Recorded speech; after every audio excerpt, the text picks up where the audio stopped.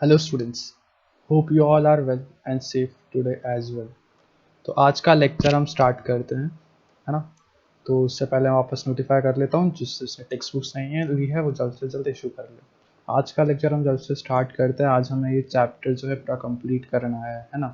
तो कल के लेक्चर में हमने पढ़ा था कि हमारी बॉडी जो है उसको हर काम करने के लिए कुछ एनर्जी की रिक्वायरमेंट होती है ना। वो एनर्जी की रिक्वायरमेंट कितनी होती है उसकी यूनिट क्या थी? कैलोरी। कितनी एनर्जी यूज होती है उसकी यूनिट थी कैलोरी, है ना।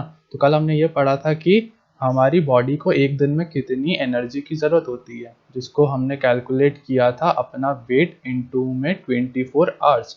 जो भी आता है वो उसकी कैलोरी आती है। जैसा कि मैंने आपको मतलब कि एनर्जी आती है, एनर्जी की ज़रूरत एक दिन में पड़ती है। तो मैंने आप सबको बोला था कि सारे आज घर पे बैठ के अपना वेट पूछेंगे। जो भी आपका वेट है उसको 24 आवर्स से इंटू करेंगे और जितना भी आएगा वो आप याद रखेंगे, है ना। तो जिस दिन हमारी जूम मीटिंग होगी उस दिन मैं आप सबसे ये चीज़ पूछूंगा, ठीक है। तो आज का लेक्चर हम स्टार्ट करते हैं। आज हम ख़त्म कर देंगे इस चैप्टर को। अपना आज का टॉपिक है मेंटेनेंस ऑफ फूड क्वालिटी। देखो, अब जो अपना खाना है ना, सबसे मेन चीज़ क्या है, अपन हर कोई चीज़ नहीं खा लेते हैं। देखो, माना कि अब खाने के लिए तो ऐसी खाना क्या होता है कि ऐसी कोई सी चीज़ जिसको अपन खाए पेट में जाए, डाइजेस्ट होकर निकल जाए। अब इस हिसाब से खाना तो भाई पत्थर भी होता है। मिट्टी विट्टी उठा के खा लो भाई, खाने को नहीं। अब गरीब वरीब कैसे हो जाते हैं लोग? भाई साहब, मिट्टी या तो पूरी जगह है, पेड़ पौधे भी उठा के खा लो तुम लोग। नहीं ना, कुछ सेंस थोड़ी बनता है इस चीज़ का। सेंस बनाने के लिए चीज़ क्या चाहिए होती है कि उस खाने में थोड़ा टेस्ट होना चाहिए, उस खाने में क्वालिटी होनी चाहिए ढंग की, उस खाने में कुछ न्यूट्रिशन होना चाहिए, है ना। ये सारी चीज़ हो अच्छे से तो जाके हमारा जो खाना है वो खाने लायक बन जाता है ना। तो आज का लेक्चर, आज क्या अपन पढ़ने वाले हैं? Maintenance of food quality. Maintenance of food quality means that all activities from production of food to its consumption should be hygienic. The quality of food can be maintained in the following ways. देखो, जो production अपन खाने का कर रहे हैं, है ना, और जैसे अपन ने प्रोडक्शन किया वहां से लेके उस कंज्यूमर तक वो जो खाना पहुंचा, ये सब कुछ एक हाइजेनिक प्रोसेस में होना चाहिए। आप भी चाहते हो ना, जो आपके घर पे आप जो गेहूं वगैरह खरीद के लाते हो, जो खरीदवाते हो, जो चाहते हो खाना, वो अच्छी क्वालिटी का, वो ढंग का हो, वो अच्छा हो, हाइजेनिक हो। सबसे इंपॉर्टेंट चीज हाइजेनिक हो। अब वो लोग नाली के पानी से उसको उगाए, है ना, पानी तो वो भी है, वो घास वो सब उग तो उसमें भी जाएगा, लेकिन कैसा गंदा गंदा होगा उसके अंदर। आप सुनो, नाली का पानी होगा कितना गंदा होगा। अब वो बहुत गंदी जगह पे स्टोर करके रखा हो, है ना, उसमें कीड़े मकोड़े हो, ये सब थोड़ी आप चाहोगे। आप चाहोगे ना कि अपना जो खाना है, जो गेहूं, जो भी अपन चीज मंगा रहे हैं, फूड सप्लीमेंट, वो बहुत ही हाइजेनिक हो और उसकी जो क्वालिटी है वो हमेशा बनी रहे। तो इस चीज के लिए हमें क्या क्या चाहिए होता है, अपन कैसे इसको मेंटेन कर सकते हैं, वो आज पढ़ेंगे अपन लेक्चर में। तो पहला है अपना स्टोरेज। देखो, स्टोरेज से आपको क्या मतलब समझ में आता है? स्टोरेज का मतलब होता है किसी भी चीज को, चाहे किसी भी चीज को, चाहे वो आपके हाथ में जो पेन या पेंसिल है, आपके पास पेन होगा, 6 क्लास में पेन ही होता है सबके पास, तो आपके पास 3-4 पेन है, तो मतलब आपके पास 3-4 पेन का स्टोरेज। किसी भी चीज को संभाल के रखते हैं ना, स्टोर करके रखते हैं, तो वो उस पूरे अमाउंट को बोलते हैं स्टोरेज। फिर चाहे वो आपके पेन पेंसिल का अमाउंट हो, फिर चाहे खेतों में किसान गेहूं का स्टोरेज करते हैं, फिर चाहे अपन कंप्यूटर या लैपटॉप के अंदर अपने डाटा का स्टोरेज करते हैं ना, किसी भी चीज को संभाल के रखने को बोलते हैं स्टोर करना, यानी कि स्टोरेज रखना। तो क्या है? The perishable food material such as milk, vegetables, fruits, boiled rice, and most of the cooked food get easily spoiled. जो भी फूड सप्लीमेंट्स अपन यूज करते हैं, जैसे कि अपना दूध है, वेजिटेबल्स है, फ्रूट्स, बॉइल्ड राइस, और बहुत सारी चीजें जो भी अपन कुक करते हैं ना, उसको अगर अपन संभाल के नहीं रखा जाए तो वो चीज खराब हो सकती है। दूध को आप सुबह से शाम तक बाहर रखो, वो फट जाएगा। वेजिटेबल्स को बाहर रखो, वो खराब हो जाती है, ज़्यादा पक के बहुत ही सड़ जाती है ना। बॉइल्ड राइस वगैरह भी खराब हो जाते हैं, स्मेल मारने लग जाते हैं, है ना। तो ये सारी चीज़ें गंदी हो सकती है, ये सारी चीज़ें सड़ सकती है, खराब हो सकती है। They get spoiled with time. देखो, स्पॉइल्ड का क्या मतलब होता है? स्पॉइल्ड वर्ड जो है ना, वो इंग्लिश के हिसाब से अगर अपन बात करें किसी भी चीज़ के बिगड़ने को, चाहे वो किसी भी सेंस में हो, चाहे आपकी कॉपी है, कॉपी के ऊपर चाय गिर गया, तो जो आपका पेज है ना वो अब बिगड़ चुका है, स्पॉइल हो चुका है। इस मीनिंग में भी इसको स्पॉइल ही बोलेंगे। या फिर आपका जो खाना है वो किसी कारणवश आपके ना खाने लायक रह गया, है ना, किसी भी रीजन की वजह से अगर आप उस खाने को नहीं खा पा रहे हो, है ना, कोई डिफिकल्टी आ रही है, तो आपका वो खाना वेस्ट है, मतलब स्पॉइल हो चुका है। तो स्पॉइल वर्ड का मतलब ये होता है ना। तो they get spoil with time even at room temperature. Room temperature क्या होता है? देखो, टेम्परेचर को डिफाइन करने के लिए बहुत सारी चीजें लगाई गई है ना। तो एक रूम टेम्परेचर मान रखा है, चलो मैं आपको बता देता हूँ, है ना। अब क्या होता है, कलरफुल पेन ले लेते हैं, एक काम करते हैं, ब्लैक ब्लैक तो आप हमेशा यूज करते हो ना। तो एक काम करते हैं, आपको बताता हूँ। एक होता है रूम टेम्परेचर, एक होता है, चलो मैं आपको सब कुछ बताता हूँ कि अभी ठंडी, आपका कोल्ड है ना। तो कोल्ड कब माना जाता है? कि जब आपका टेम्परेचर 10 डिग्री या इससे 10 डिग्री या इससे कम हो, है ना, तो आप कोल्ड मानोगे। इससे कम होने पे, 10 डिग्री या इससे कम होने पे आप कोल्ड माना जाएगा। और हॉट कब माना जाता है? जब टेम्परेचर आपका 40 डिग्री से ज़्यादा है, 40 डिग्री हो या 40 डिग्री से ज़्यादा, तो आपको बहुत हॉट माना जाता है। तो एक चीज़ डिस्कवर की गई थी इस सब के लिए, मॉडर्न मतलब मॉडरेट, कि कौन सा टेम्परेचर अपने लिए सबसे सिंपल और अच्छा रहेगा। तो उस टेम्परेचर को क्या बोल दिया है? Room temperature. राइटिंग को थोड़ा इशू है क्योंकि इस पर लिखना काफ़ी मुश्किल होता है ना, पेन पेंसिल जैसा तो नहीं है। तो ये कितना है अपना?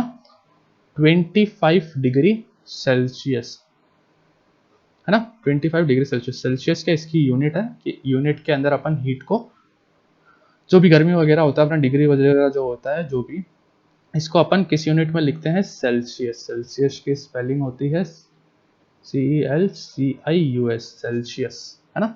सेल्सियस होता है, फ़ारेनहाइट होता है, ऐसे बहुत सारी चीज़ होती है, तो मेनली सेल्सियस में लिखा जाता है। तो अपना रूम टेम्परेचर कितना होता है? 25 डिग्री सेल्सियस।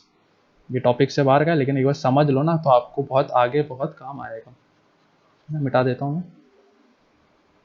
तो क्या बोला गया है, अगर टाइम के साथ में देखा जाए तो एक टाइम के बाद में चाहे आप उसको रूम टेम्परेचर पे ही क्यों ना रखो, ये तो मॉडर्न नॉर्मल टेम्परेचर ना, 25 डिग्री टेम्परेचर तो कोई ऐसा खास बड़ी बात नहीं होती, ज़्यादा ठंडी भी नहीं होती, ज़्यादा गर्मी भी नहीं होती, एक अच्छा सा टेम्परेचर होता है रूम टेम्परेचर, है ना।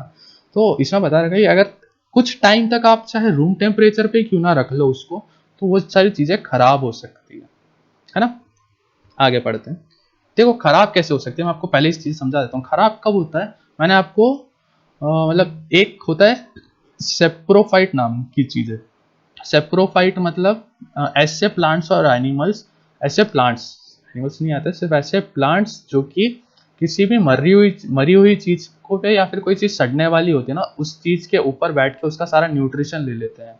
तो कोई चीज सड़ती कैसे है, कि कोई सी चीज, जैसे अपन ने दूध बाहर रखा है ना, अब जो ये सेप्रोफाइट्स या फिर कोई ऐसे बैक्टीरिया कुछ भी होते हैं ना, ये जाके उसके अंदर बैठ के उसका सारा न्यूट्रिशन अपने अंदर ले लेते हैं, और जो बचा हुआ फालतू फालतू चीजें वो छोड़ देता है। तो दूध जो होता है ना, इस वजह से फट जाता है। आपने कभी देखा है दूध को फटते हुए? दूध को जब अपन उबालते हैं, जब फटा हुआ दूध होता है ना, तो वो उसके अंदर का जो दूध का पार्टिकल होता है ना, वैसे अलग हो जाता है, पानी अलग हो जाता है ना। पानी वानी नहीं होता, वो जो भी होता है वो अलग हो जाता है, और उसका दूध का पार्ट अलग रह जाता है। तो जो सारा न्यूट्रिशन होता है वो निकाल देता है और बचा हुआ पानी छोड़ देता है अपने लिए, ऐसे दूध फट जाता है। तो इस चीज की वजह से ये सारा फटना होता है, स्पॉइलिंग वगैरह होता है। अब इसको संभालने के लिए क्या करना होता है? इरेजर यूज कर रहे हैं अपन, वापस से हाईलाइटनर ले लेते हैं। Therefore, they should be stored at low temperature, which helps them to retain their nutritive value and reduce losses from spoilage. Refrigerator, deep freezer, and cold storage are suitable places to store perishable food materials. देखो ये सारी लाइनें इसमें नहीं लिख रखी, लेकिन मैं एक बार आपको ढंग से समझा देता हूँ ताकि आपको ये सारा कॉन्सेप्ट समझ में आएगा, है ना। तो ये जो बैक्टीरियास वगैरह होता है ना, देखो जैसे अपन भी मान लो, अपन को अगर अभी अपन रहते हैं राजस्थान में, है ना, अपना यहाँ पे नॉर्मल टेम्परेचर रहता है 25 से लेकर 40 डिग्री सेल्सियस। चाहे अपने ठंड भी पड़ती है तो ज़्यादा से ज़्यादा 8 या 9 डिग्री तक चला जाता है, उससे ऊपर नहीं जाता। लेकिन अपना जो नॉर्मल टेम्परेचर अपन सबसे बेस्ट रहता है 25 डिग्री से 40 डिग्री के बीच में, है ना। अब अगर अपन को ले जाया जाए अंटार्कटिका वगैरह में, जहाँ पे टेम्परेचर होता है -6 -7 वगैरह, इतनी ठंड होती है, ज़्यादा से ज़्यादा 2 हफ्ते तक अपन जिंदा रह सकते हैं वहाँ पे, चाहे अपन को खाना भी ढंग से मिल रहा हो, है ना। इतनी ठंड पड़ती है कि अपन सह ही नहीं पाते और अपन मर जाते हैं। तो बैक्टीरियाज का ये जो सेप्रोफाइट्स होते हैं ना, ये सारी चीज़ों का भी एक एक ना इन सब का भी एक का ऐसा टाइम पीरियड होता है, जिस एक ऐसा टेम्परेचर होता है जिसके अंदर ये लोग जिंदा रहते हैं, वरना ये मर जाते हैं ना। तो इनको क्या करते हैं, फ्रिज में रखते हैं।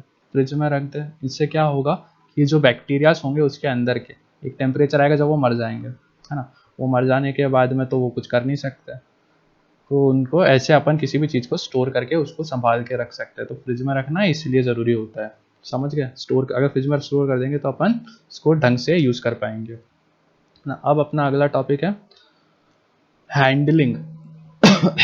Food quality also depends upon the personal hygiene of the person who handle it at the time of its storing, cooking and serving. आप सोच रहे होंगे ये लाइन क्यों नहीं पढ़ा है, क्योंकि मैं ये लाइन आपको डायरेक्ट समझा चुका हूँ, तो अभी पढ़ने का कोई खास मतलब नहीं बनता है। समझ गए ना आप। जो अपन उनको अगर ठंड में रख दिया जाए तो क्यों ठंड में रखने से, रेफ्रिजरेटर वगैरह में रखने से फ़ायदा होता है, तो ये चीज़ हो जाती है ना। Food quality also depends upon the personal hygiene of the person who handle it at the time of storing, cooking and serving, है ना।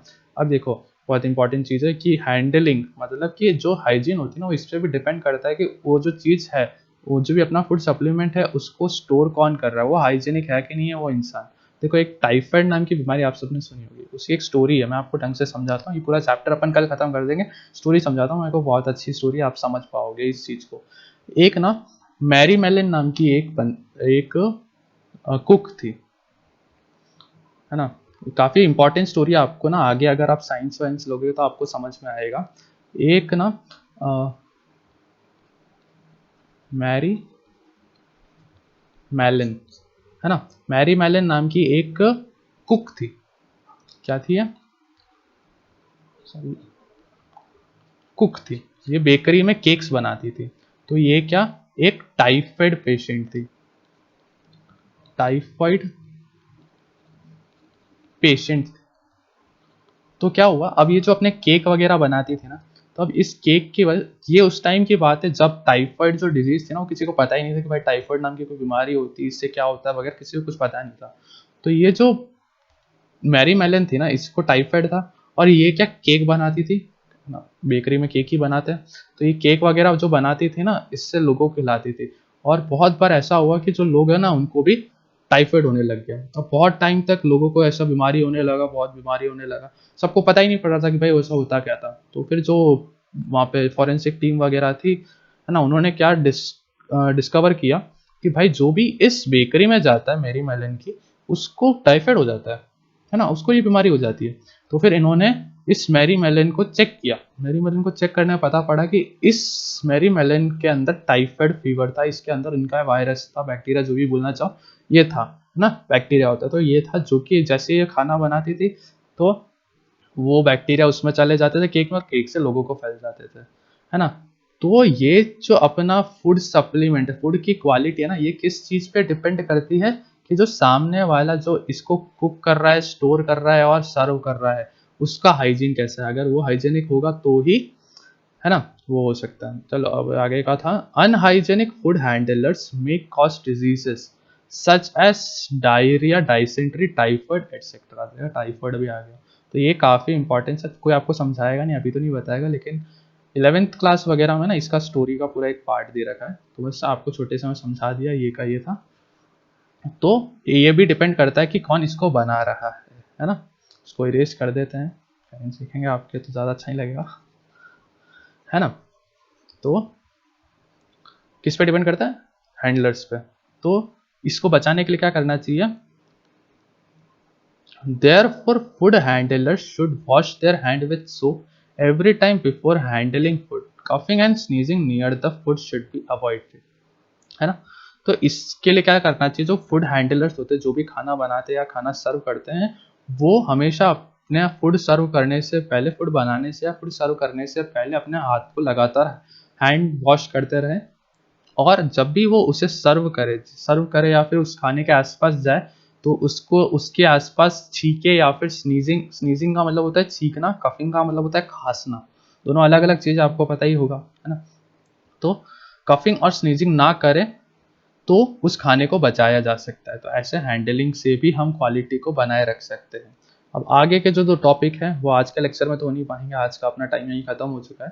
तो इस लेक्चर को, इस दोनों टॉपिक को कल के दिन में, कल के लेक्चर में अपन पढ़ के ख़त्म कर देंगे इस चैप्टर को। और परसों वाला जो लेक्चर होगा वो अपना पूरा क्वेश्चन आंसर बेस्ड होगा, और मैं आपको इस पूरे चैप्टर को पूरा समरी वाइज रिवाइज करा दूंगा एक एक करके, है ना। फिर क्वेश्चन करेंगे, काफ़ी मस्त मज़े से करेंगे। कॉपी बना लेना, ठीक है ना, कॉपी सारे बना लेना, ताकि अपन क्वेश्चन जैसे जैसे करें आप उसको कॉपी में नोट करोगे, वीडियो को पॉज कर करके कॉपी में नोट करोगे, है ना। तो आज के लिए अपन यही खत्म करते हैं। थैंक यू बच्चों, बाय, टेक केयर।